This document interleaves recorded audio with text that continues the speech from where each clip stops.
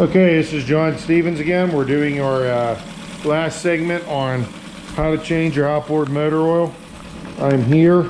I've had my outboard running. I know I changed the oil in the previous two segments. I drained it first, then I changed it. Now I'm going to go and get the oil out, or excuse me, turn the motor off because I've run it for 10 minutes, pull the oil stick out and see where our oil level is. So watching the motor, you can see what I'm doing. I have this in a ventilated garage where I'm running it with a tank of water, and I have a drain in the garage, so the water that's coming out of the exhaust system goes down the drain. I will turn this off. There we go. And you want to have an open garage so you do not breathe in carbon monoxide. Always a bad thing to do. So what I'm going to do now is I'm going to get my paper towel, clean paper towel. This one's a little damp, don't like that one.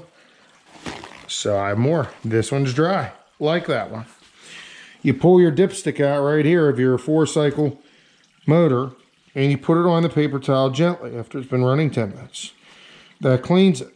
Now, you fold it over again, stick the dipstick in, and this will be your reading when you pull it out.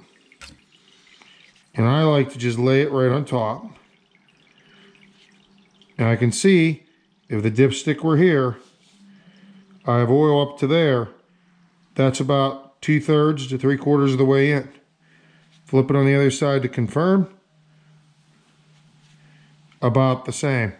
That looks good to me. Do one more check just to be sure. And pull that. Ooh, that's a little hot. And fold it. Come on now. And you can see it's between the cross hatching towards the upper end, which is good. Oil pressure is good when you're running it. Check it again the next day when it's cold. It hasn't been running. If it's still in the normal crosshatch, you're good to go. Throw that away. Uh-oh, missed my garbage can target. Throw that away and you're ready to go. That is how you complete the changing of the oil in a 4-cycle outboard.